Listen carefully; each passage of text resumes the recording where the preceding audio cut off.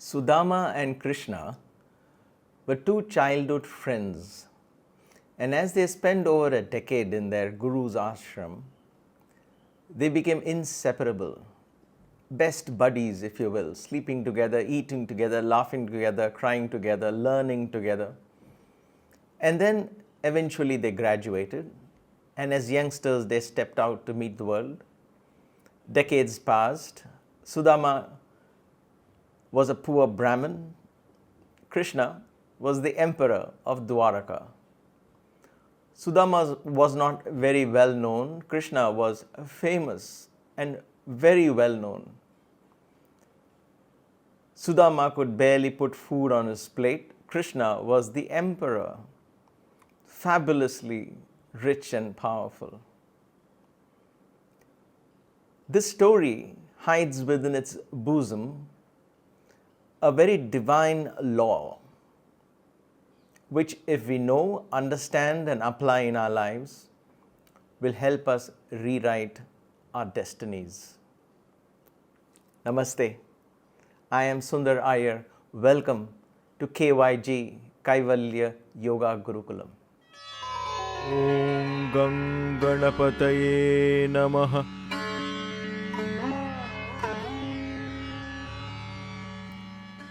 In today's episode, we are going to talk about the hands of Ganesha, specifically one of his hands, and that is his right lower hand. The one that appears to be blessing, but in reality it is holding something. What is Ganesha's hand holding? He's holding a tusk. Well, he's an elephant, so an elephant will hold a tusk. It is his own tusk. He breaks it from the right side and holds it in his hand. Why is that? The story goes that sage Vyasa, many thousands of years ago, when he wanted to document the story of Krishna and keep it, preserve it for posterity, he wanted a scribe, he wanted a writer who could take his dictation and write without any flaw, so that his poetry, his intuition can flow, and the epic that we have today is there. The most beautiful, powerful, longest epic ever written. Nevertheless, he found someone. Guess who? He found Ganesha. The legend goes that Ganesha offered to write this famous epic. And so Vyasa said, you have got to write it very beautifully and very systematically and seamlessly as I say it.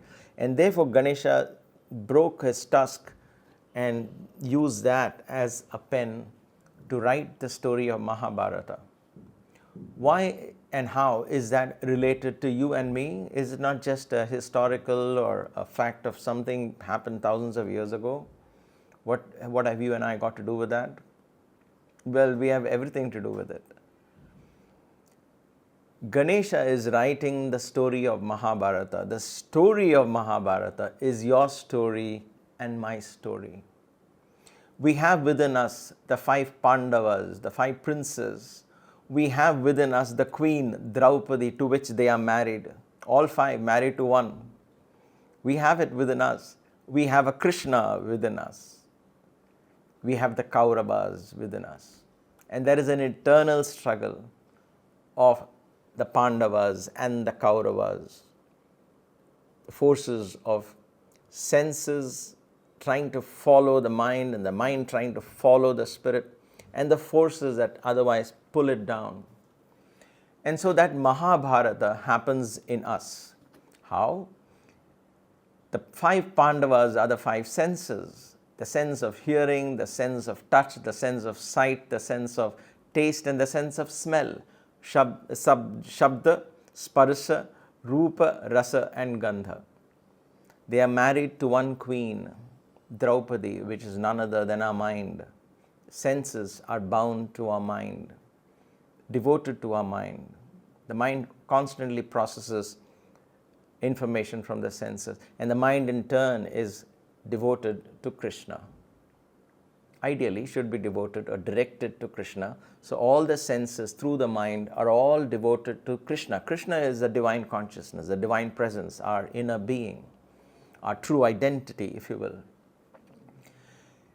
And the Kauravas are the thousands of impressions that we carry in our head, the deep fears, the subconscious limitations and apprehensions and doubts and anxieties and everything fun that we carry as luggage, all the past events, all the guilt complexes and all of that we carry with us over many lifetimes.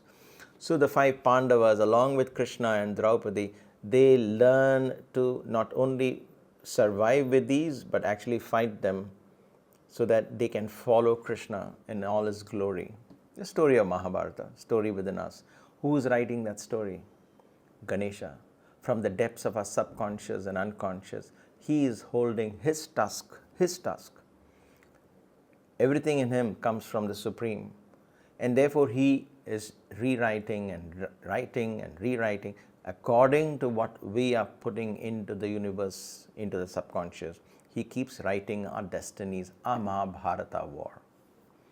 Have you won the Mahabharata war yet? Have all your Kauravas been destroyed?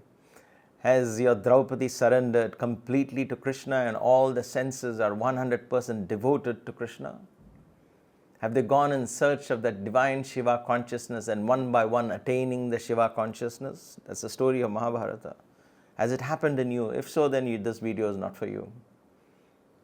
If not, then perhaps we are on that path and we will further enrich ourselves by learning how do we harness and how do we have this divine energy of Ganesha write our Mahabharata so that the Pandavas within us will once again relive that story and once again Krishna will be able to speak.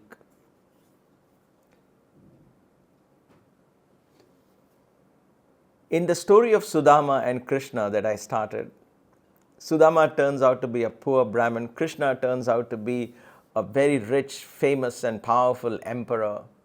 Does their friendship end? Many of you perhaps know this story, but let me briefly reiterate it because that's a story I tell myself every day because of that one law, the divine law that is hidden in the bosom of the story. Sudama is so poor and he's married now, perhaps has children also, and his wife is constantly nagging him. Why? She says, you have your best friend, as you say, is the emperor of Dwaraka, and here you and I are struggling to put food on our plate. We are struggling in poverty. Why don't you go to Krishna and ask him to provide even a job? You don't have to beg him. Ask him to give you a job. Do something. He can do anything for you if he is your friend. Why don't you go? Why don't you go? Why don't you go? Sudama says, my friendship cannot be turned into an obligation. I love him. I enjoyed my good old days with him. There is no way I can go and do this. But then days pass into weeks and months into years, and this poverty gets so bad that, and his wife's nagging more than anything, gets to him, and he says finally one day, okay, I will go and meet Krishna. If that's what you want, I will do that. And so he decides to go, and his wife gives him a list, a laundry list of things that he has to ask Krishna. A home to live, food to eat, cattle in the house, and dresses for children and for her, and good health, happiness, prosperity, abundance, all that, the laundry list that you and I take to go when we go to our temple, to our Krishna. So she gives him this laundry list. He takes that. But then he also says, I know I have your list, but can you give me something that I want to take for Krishna? And she says, what? He says, Krishna loves puffed rice, poha as they call it. I think it's aval in Tamil, I'm not sure, but nevertheless, poha. So he used to love it and we used to eat it together in our childhood. So can you make a little bit of that? It's a very simple poor man's meal, if you will. And therefore, she says, yes, we have a little bit, I can make that for you. And so she makes that, and then they tie it into a little cloth bundle, and then he ties it to his waist, and he heads off towards Dwaraka, not knowing whether Krishna would even recognize him, know him. These are days before WhatsApp, right? So there was no way to be in touch with him, I guess. So he arrives at Krishna's palace, and lo and behold, Krishna is there at the entrance, and then Krishna recognizes him in a flash. Sudama is very embarrassed, but Krishna runs towards him, hugs him, and says, Sudama, after so many years, the joy in their eyes are lit up, and they hug and they each other, and Krishna takes him into his innermost chambers of the palace. And Krishna introduces him to Rukmini, Krishna's wife. Krishna's wife is Rukmini. She's the goddess of abundance and wealth. And so he stands there very ashamed, if you will, of his poverty, of the way he is dressed, and these are all emperors and queens standing in front of him. But it doesn't bother Krishna. Krishna makes him sit next to him, and they are chatting, and slowly the friendship comes back to life, and Sudama is lost in those beautiful days with Krishna, and both of them are laughing and talking and reliving the old memories, just like you and I do when our old friends come home. We relive those good old days, as they call, right? Now then Krishna notices that little bag on his waist. He says, hey, what is that little pouch in your waist that you're carrying? And then before Sudama could even say something, Krishna pulls it out and he opens. He says, oh my God, you remembered. I love the puffed rice. And he eats the puffed rice. Story has a very beauty there. The beauty of that story is Sudama has this list that he has to ask, right? His wife has given him a list, and he has it here to ask. But then when he meets Krishna, he's completely forgotten that. They're lost in that joy of being in each other's company, and that's slipped his mind completely. And then it gets late and Sudama returns back home. On his way back home, after he leaves the palace, he says, oh my God, what did I do? I forgot to ask Krishna that thing that my wife wanted me to ask. I completely forgot. I had such a good time, I completely forgot. He returns home, and lo and behold, instead of the little hut that stood, now stands a palatial home. And his wife comes out bedecked with jewels, and there are servants and there are horses. And the story goes that in the place where Sudama's house was, now stood a palace. And everything changed overnight. Now there was seemingly unending abundance and prosperity. Beautiful ending, lovely story. But within the story lies a law. And if you and I understand this law, apply this law, that law will help us reap the same abundance Sudama reaped. And that law is the law of giving. The law of giving. I know from the time we get up in the morning till the time we go to bed, we are about what do I get? Right? What do I get from my home? What do I get from my work? How much do I get paid? What is it I get from my career? What is it I'm getting from my relationship? What is it I'm getting from my family? What am I getting in life? What is my property worth? How am I getting it more? Getting seems to be the way our life is run, seems to be. The law of giving, however, is the law that actually helps you and I to receive abundantly, endlessly. In Sudama's story, Sudama has a list to ask. He goes in the presence of Krishna, he forgets. And therefore the law of giving, the first thing is unconditionality. Unconditional giving. When you give something, there should be no conditions attached. When Sudama handed over that little bag of puffed rice, that was the only source of something in his house. He packed all that and gave. When he gave that, he didn't say, Krishna, you are a king, you are an emperor, I'm giving you this little thing. Please do what you can for me too. Don't ignore me. He could have said that. He had completely forgotten even to give that because there was no him. It was just the presence of Krishna, the joy of being in that divine presence. All of them enveloped him so much with joy that he had forgotten the idea of giving, asking, taking, everything. He was just in the midst of that joy. Krishna knew what he had come to give and he took it. Unconditional giving. Yes, we do a lot of giving also in our lives. We give our best to the work that we do. We give our best to our family. We give our best to our children, to our spouse. We give our best to everything that belongs to us, right? My job, my career, my family, my home, my nation, we give everything, but that condition is mine. As long as it's mine, I will do my best. And that is good. That has a place and a context in our everyday life, and that should never be underestimated. The question is, if we want to rewrite our destiny, if we want to become the architects of our destiny, if we want to be directly in touch with our divine, unfathomable, inscrutable Shiva within, if we want Ganesha to write the most magnificent story in our lives, then we have to step into this law of giving. And the first principle of that law is unconditional giving. What, when, how frequent, what is it that you give? How is it that you give unconditionally, where you don't exist? It's not an I. I'm not talking of seva projects, which we are so well versed now, and in organizations we make a chart, we make weekly projects, we make a chart, we report who's done what. All of that is good. That's part of charity. Unconditional giving is, there is no you, there is no recording and creating reports, and you don't have to tell anyone. Nobody knows or should know the enormity, the power of that act. It is unconditional because you don't exist, and there is no expectation from that act. Absolutely no expectation. Let us do this so that God will do good to us, or let us do this because the society will do good to us, or something or the other. We have an expectation at the end of act.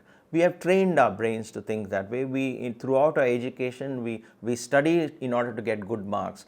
We get good marks in order to progress in class. So everything is associated with an expected reward. If there is no reward, there is no motivation to do that act. That is how we have trained our brain, and that's why 9 out of 10 people live a very normal life. Because if there is no reward, I won't do it. But in this realm of divinity and spirituality, you do something for the joy of it. There is no expectation in return. Nishkama karma, the karma, the act has to have no expectation, zero expectation. You're doing it for the joy of doing it. And therefore, along with unconditional giving comes joyful giving, the next principle that completes it. And yet there's 2 or 3 more. Unconditional giving, joyful giving. I get at least 2 emails a day which says, can you help and guide me? I have been in this path for so long, and yet nothing seems to work. I've meditated for so long. I don't listen to the voice of God. I don't experience first-hand divinity as you speak. I don't do this. I cannot get this. I'm into this path for so long. How much more do I do? What else can I do? I've been a devotee of Muruga for so long. I've been a devotee of Shiva for so long. I've been a devotee of Baba for so long. But nobody seems to hear my prayer. I'm doing so much for them. I'm doing all of the spiritual practices. When you ask yourself this question, know that all of these practices therefore become conditional. They are all conditional. They are all conditional. They are not unconditional acts. I am doing it to get something out of it. Whether that something out could be spiritual progress, whether there is something out could be liberation or moksha, whether that something out of it can be simply, I want blessings from my family and therefore I am doing this. I want blessings from my grandchildren, therefore I am doing this. I want good things to happen to the world, therefore I am doing this. There is always expectation. When there is expectation, the act stops reaching the divine, and therefore it just becomes an ordinary act. Should be no expectation, and it's unconditional. Then it reaches that universal source, and the universal source begins to respond to that act, to the purity of that act. This is why it's a pure act. Pure means there is no conditions attached to that act. Unconditional giving, selfless giving, joyful giving. If I sit in meditation, in that meditation, I meditate on Ganesha, and I immerse myself in the joy of that form, and therefore in that joy, I merge into that joy. Sudama carried with him all his problems, but when he met Krishna, he merged into Krishna's joy, Krishna's aura, Krishna's joy, Krishna's divinity encompassed that joy, and Sudama forgot. The wave, when it recedes from the shore, the wave goes into the ocean, it just becomes the ocean. It comes back as the wave, but then it goes into the ocean and merges into the ocean. It becomes the ocean at that moment. When you meditate, when you pray, when you're in the altar of divinity and you close your eyes, when you go home to that inner space, and that inner space, you are the wave that should become the ocean, the you. Or you are separating yourself and saying, I want the ocean, I want the ocean, I want the ocean. God says, you are the wave, come, come. So Sudama could have stood outside the palace gates and returned back home, or he could have just refused to go because he was too embarrassed and guilt-ridden. But he went, and when he went, he allowed himself to get so lost in that company of Krishna, in the memory of divinity, that he forgot that he had problems. And when he forgot he had problems, divinity took over and there were no problems. They ceased to exist. And therefore, when our acts, however quote-unquote religious they may be, however quote-unquote spiritual they may be, if there are conditions attached at a subconscious level, at the level of feeling that we talked about in the previous episode, if there is a feeling of expectation, if there's a feeling of disappointment or elation at the end of the act, because you got something or you didn't get something, then that act simply becomes a regular act. It is an act that will have its own cause and effects. But when there is unconditional act, when you don't own an act, when you offer the act with no expectations in return, that act becomes an offering, and that offering does not tie you down into a cause and effect relationships. And that is the offering that helps Ganesha rewrite your destiny with his tusk. Heartfelt giving is the third principle. Unconditional giving, joyful giving, heartfelt giving with love, with devotion. That little act has to be an act of devotion. The gift doesn't have to be big. The act doesn't have to be big. But if it is done with love, a little plant nurtured by you in your garden, a tiny little flower that blooms there, and that flower is devoutedly offered at your altar at the feet of the divine, that flower reaches and has far more spiritual significance than a garland that you would buy for thousands of rupees in a market, simply because the effort that is put into that plant, into the dream of making something as an offering, has a far more divine impact. There's a beautiful analogy, a story of three men building a church. The first man was constantly grumbling, I'm working so hard, I'm not getting enough, this, that. All the three are masons, all three are building a wall, each just 2 feet apart. The first one is grumbling as he's working. So a passerby asks him, what are you doing? He says, I'm just doing my job and I don't get paid enough, so stop disturbing me. He goes to the next person and says, what are you doing? He says, I'm providing for my family, I'm trying to make a career out of this, I don't know where it's going to lead me, but I'll work hard, I'll keep working hard, somehow every day I'll do something. I'm grateful for this, but I want something out of this, my career has to grow. So he explains, but they both are building the same wall. This passerby comes to the third man who's building this wall, and the third man says, I am so grateful that I am part of building this wall. And the passerby says, why? Because he says, I'm building a church and I'm being chosen to be part of this. And so that wall is part of a huge church that they're building. This person realizes that every stone that he is laying is actually part of building a huge church. He sees that in the vision. And for him, that becomes a moment of opportunity to thank and to be joyful, to even be part of that act. No expectations. Just the joy of being part of that. Whose acts will truly find freedom and joy? Obviously, it's the third person's act. So when our acts become an offering, that's why Baba would say, make work a worship. Make your work a worship. Make it an offering. Don't work for something, to get something, but work simply for the joy of it. If those acts become unconditional, then those acts have their own rewards, but you don't worry about the rewards. Don't expect anything. Let the divine orchestrate that back to you. That's why in yesterday's episode, previous episode, I think we talked about let the architect do the job of building your home. You don't tell him what to do, how to do. That's not your job, my job. Our job is to simply focus on excellence in what we do. Take joy in your spiritual practices with nothing expected in return. Take joy of simply being in the company of the divine. We would love sitting in Baba's company. Why? Just for the joy of it. Nothing, no expectation. Just the joy of being in the aura of that presence. So I can relate to Sudama's experience. Unconditional giving, joyful giving, heartfelt giving, giving with love, giving with devotion. Give respect. Pay attention to the quality of giving. My father's 60th birthday, 1990, I guess, 1991, January. And then my Swami decided to call us, Swamiji, Baba. So he called us and he wanted to give my father and mother gifts. So he gave clothes. He gave my father a white dhoti and a kurta. He gave my mother a sari. And the person who lived with Baba at that time told me that Baba actually opened the cupboard and he personally picked the sari for your mother. I said, what does that mean? He said, Baba was saying, Sundar's mother's skin is dark. So what color would suit her? I don't want to give too bright a sari. It may not suit her. And that stunned me because in the 90s, there were so many thousands of people waiting to get a glimpse of Baba. There was a full-fledged university, a full-fledged staff, a whole complex of educational institutions already in full vogue. And here is Baba giving one sari to one individual.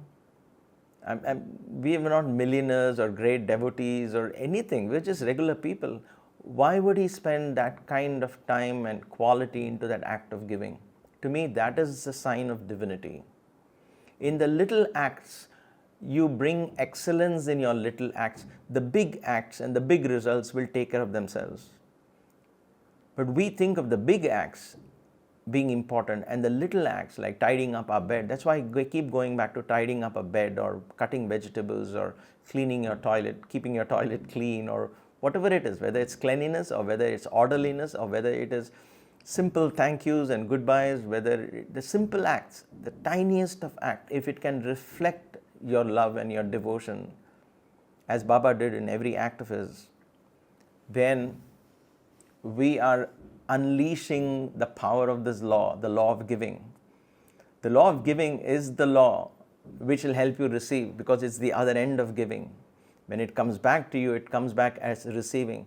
Everything that goes out comes back as an echo. We talked about this in the previous episode. The law of giving goes out and comes back as receiving. When you give your very best in every little gift, it comes back. Once we gave very old clothes to people caught up in some flood, they wanted to give donations. So everybody donated their old underwears, old t-shirts, whatever it is. We said donate, right? We always donate what we don't want, whatever's left over, torn, old. Baba was so upset, he said, why would you give old clothes to somebody who's already in poverty and lost everything? Would that make them happy? And so he discarded all that and he himself sent brand new clothes. My lesson for me from that incident was, when you give old, torn out and unwanted things into the universe will give unwanted things back to you. That is the law. Because what you give comes back to you. When you give your servant maid something that is broken and say, she can take it off, I don't want, or he can take it off, I don't want, just give it away. You give something you don't like as a gift, then what is not liked is going to come back to you. And you won't like it. Is your gift valuable to you? Forget the other person receiving it. To you, is it valuable? If it's valuable to you, if it is useful to you, if you like it, if you would rather have it, that is the gift you want to give somebody else. That is the act you want to give somebody else. If you want somebody to be nice to you in words, have you spoken those very words? The words that you would like to hear, are you giving that? That is the power of this law of giving. Try it. See the magic of this. take the I out of that equation and unconditionally, with no expectations, give. People ask me, you give so many things free, people don't realize the value of what you're doing or teaching or sharing. Your yoga classes are free, everything that you do is free. You should have copyright things on it, you should have this on it, that on it, you should charge fees. And I'm not able to put my hand around it. I'm not able to put my mind around it. I'm not able to understand this concept of freedom. Because if somebody doesn't value something that you give because you give free, is that your problem or their problem? That is their problem. If they don't value what they receive, that is their cycle and what they are setting up. When you give something that you find valuable, period, it just ends there. You don't say, oh, that person doesn't understand the value of what I am giving. That is their problem, not yours. A saint was bathing in the river and the scorpion stung him. He picked the scorpion, put it on the edge of the river. He went back to bathe in the river. The scorpion again stung him. He again picked the scorpion, put it back, and it kept repeating. And every time it stung him, he would scream in agony and pain. And his disciples said, Master, why are you doing this? Kill the scorpion. It is stinging you. The Master said, the nature of the scorpion is to sting. My nature is to save. I cannot change my nature because the scorpion is stinging me. I don't want to become the scorpion, and therefore I will continue putting the scorpion away. Don't let people change who you are. People don't realize the value doesn't mean you have to put a value. If what I tell you, I know it's valuable, I know it's priceless. When I know it's priceless, how can I say this particular video will cost $20? How can I put a price tag to something that is priceless? I have not known how to do that. I cannot do it. But if somebody else doesn't realize the value of it, that is up to them. And you don't have to put a label, you don't have to put a value at all. The idea here is when you give your very best in everything. Try. Unconditional living, giving, joyful giving, heartfelt giving, grateful giving.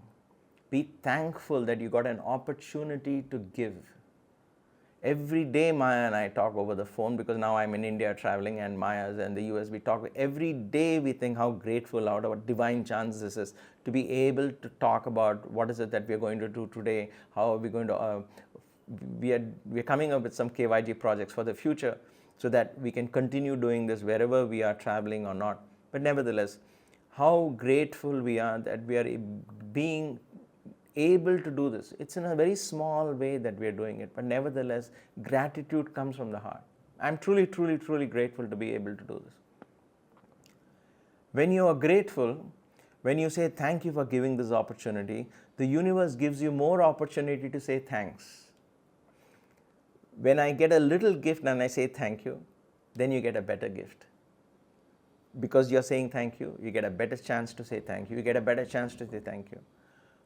But you say, I'll say thank you only when that comes, then that coming will be, you'll be waiting forever, because that's what you're planting in the universe. There are many layers of learning here. But please understand, when you are giving, be grateful. Don't think you are on the upper hand and somebody who's receiving is on the lower side receiving. You have a chance to be able to pass this universal energy in the form of a gift to somebody else, be it a hug, be it a handshake, be it a squeeze in the arm, be it a pat on the back, or be it a little gift on a birthday or a wedding gift or a housewarming gift, or simply a word of love. Let it be done unconditionally, joyfully, heartfelt, and let it be grateful. And when you all do this, the last principle is endlessly. When you endlessly continue to do this, it has to become part of the nature. Your very nature has to become that. It is not a put-on thing. It's not a spiritual practice. It is not a technique that you decide to practice for a few days. The idea of this law of giving is I should give like the river. I have to flow. And the more I allow the energies and my talents and my resources to flow, the more I will become empty, and the more the universe will make things flow through me. and I will experience abundance, riches, and everything flowing through me. I don't have to own anything, and everything flows through me. A river is far more richer than a well. However deep a well may be 200 feet deep, it is still stagnant water. A river may be just 50 feet deep, yet it is water, fresh, flowing, because the river is flowing and not stagnating. So let our lives be like the river. Give your best to your family, to your spouse. Give your best to the work. But more than you giving something that belongs to you, think of what else can I do unconditionally. Look for opportunities to give. Be part of a bigger cause and unconditionally participate. Joyfully participate. Participate in it with love and devotion. The law will manifest amazingly, because then the law becomes alive in your subconscious, and then Ganesha beautifully and seamlessly begins to design your life. And when God, when divine energy connected to the universal consciousness designs your life, the faintest desire you would have ever had will all find fulfillment. Just like Sudama, who simply spent a few minutes in the presence of the divine, every single desire that he ever had was fulfilled. That is the lesson. Let us therefore understand, appreciate, revere this divine law, the law of giving. Giving unconditionally, giving joyfully, giving with love, giving with a deep sense of gratitude. Endlessly giving. Endlessly giving. Stay blessed, stay inspired. Let us continue this divine learning of Ganesha in a few more episodes. Thank you for watching. As always, Namaste. Om Gam Ganapataye Namaha.